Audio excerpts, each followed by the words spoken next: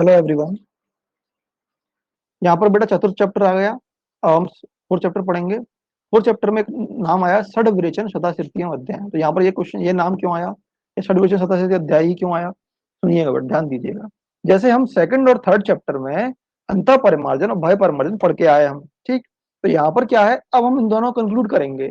चौथे अध्याय में ऐसी औषधियों का या ऐसे ग्रुप का यूज किया गया है जिस जो अंतः परिमार्जन और बहि परिमार्जन दोनों में यूज हो सके। और उसके लिए क्या है, उसके लिए हम सबसे पहले क्या पढ़ेंगे बेटा, षड विरेचन पढ़ेंगे। षड विरेचन क्यों पढ़ेंगे, क्योंकि अंतः परिमार्जन और बहि परिमार्जन में जब हम वमन विरेचन पर पहुंचेंगे तो वहां पर कितने 600 विरेचन द्रव्यों का प्रयोग किया गया है। इसलिए यहाँ पर क्या, षड विरेचन शताश्रति अध्याय का वर्णन किया गया है, ठीक है। नेक्स्ट देखिए बेटा, यहाँ से देखिए कॉमन कॉन्सेप्ट है बेटा, 600 विरेचन द्रव्यों को, 600 विरेचन कल्पों का प्रयोग किया गया। विरेचन के आश्रय 6 हैं, 500 कसाय हैं, कसाई की जोनियां 5 हैं, और 5 कसाई कसाय कल्पना है, 50 महाकसाय। सिंपल कॉन्सेप्ट है, याद रखिएगा आप। देखिए बेटा, एक विरेचन जो वर्ड है ना बेटा, ब्रॉड टर्म है वो मैं विरेचन दोनों के लिए आ जाएगा। कैसे आएगा, क्यों आएगा, ये सब मैं आपको कल्पस्थान पढ़ाऊंगा तब बताऊंगा।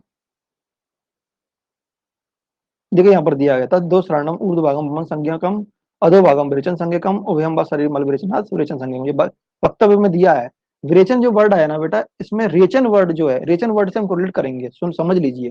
रेचन का अर्थ होता है क्या है, किसी भी चीज को बाहर निकालना। तो वमन में भी क्या हो रहा है, वमन में भी दोष बाहर आ रहे हैं और विरेचन में भी दोष बाहर आ रहे हैं, इसलिए वमन विरेचन दोनों के लिए विरेचन शब्द का यूज किया जाएगा, ठीक। चलिए नेक्स्ट देखिए बेटा, नहीं देखिए 600 विरेचन कॉमन कॉन्सेप्ट है। यहाँ देखिए ये अलग अलग द्रव्य के आधार पर कल्पों का वर्णन किया गया है, कल्पों के नंबर बताए गए हैं, याद रखेंगे बेटा आप, ठीक है। ये यहाँ पर कल्प स्थान में मैं आपको और डिटेल में पढ़ाऊंगा कैसे कैसे इनको याद रखना है, ठीक है। जैसे इसका याद कर सकते हैं आप, म जी ई धा कु क्र, ठीक है। इसको याद रख सकते हैं आप यहाँ से। और यहाँ पर क्या है, इसको भी आप ऐसे ही फर्स्ट वर्ड से याद रख सकते हैं। हाँ, ये बेटा थोड़ा इंपॉर्टेंट है। देखिए यहाँ पर षड विरेचन आश्रय कितने हैं, कितने हैं बेटा, 6। जबकि श्रेय विरेचन आश्रय कितने हैं बेटा, 7। षड विरेचन आश्रय है, ठीक है। विरेचन के आश्रय कितने हैं बेटा, 6, और श्रेय विरेचन कितने हैं, 7। मैं आपको ये विभिन्न स्थान में पढ़ाऊंगा, वहीं से मैं आपको कोरिलेट भी कराऊंगा, ठीक है। यहाँ पर आप याद रखेंगे, षड विरेचन आश्रय दिए, अर्थात विरेचन के 6 आश्रय बताए हैं। अर्थात विरेचनार्थ प्रयुक्त होने वाले द्रव्य में कितने, सॉरी कौन कौन से प्रयोजन हैं, कितने हैं बेटा, 6। इसको आप याद कैसे रखोगे, छी मु त प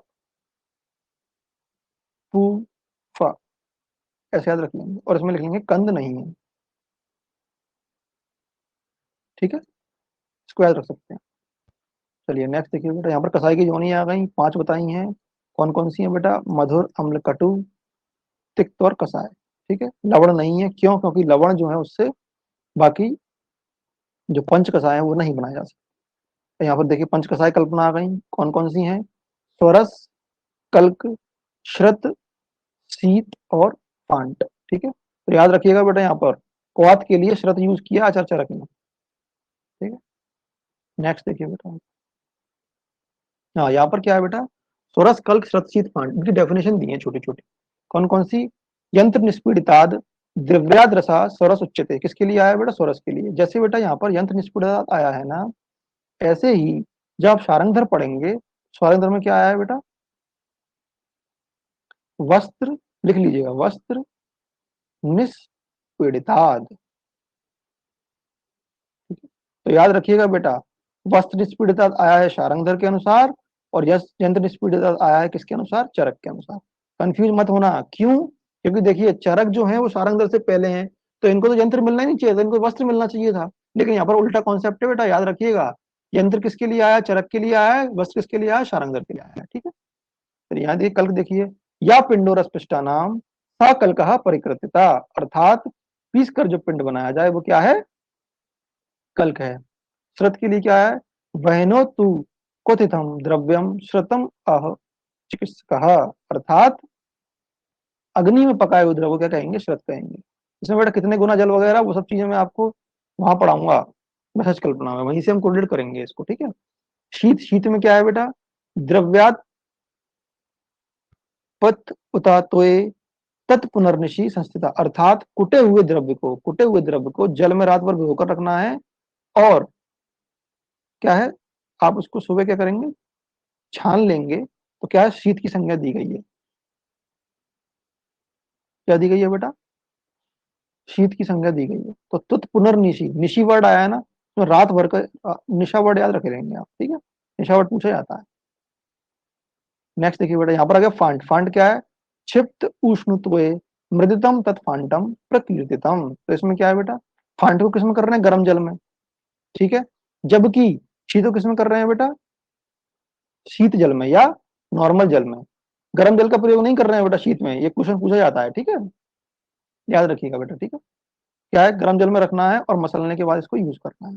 अब यहाँ पर देखिए बेटा, यहाँ पर क्या है? 7वें श्लोक में एक शब्द आया है, तेषाम यथा पूर्वम बलाधिक्यम और व्याधि आतुर बलापेक्षण। ये दोनों वर्ड बेटा कई बार आ चुके हैं क्वेश्चन, कई बार क्वेश्चन आ चुका है, रिपीटेड क्वेश्चन है, याद रखिएगा। इसमें इसका अर्थ क्या है समझिएगा। तेषाम यथा पूर्वम बलाधिक्यम का अर्थ ये है कि जो पंच कसाय कल्पना का वर्णन किया गया है उसमें स्वरस जो है वो कैसा है? बलवान है, जबकि फांट जो है वो कैसा है? वो स्वरस से कम बलवान है, या सबसे कम बलवान फांट है, सबसे अधिक बलवान कौन सा है? गुरु कौन सा है? तो गुरु कौन सा होगा बेटा? गुरु होगा स्वरस, और लघुतम कौन सा होगा बेटा? फांट, ठीक है। और क्या है? कसाय कल्पना किसकी अपेक्षा करती है? रोगी और रोग के बल की अपेक्षा रखती है। अर्थात जब हम कसाय कल्पना बनाने के बाद यूज करेंगे तो दोनों चीज देखेंगे हम, व्याधि और आतुर, सिर्फ एक नहीं देखेंगे, रोग भी देखेंगे और रोगी भी देखेंगे, ठीक है बेटा। तो आज के लिए इतना काफी है बेटा।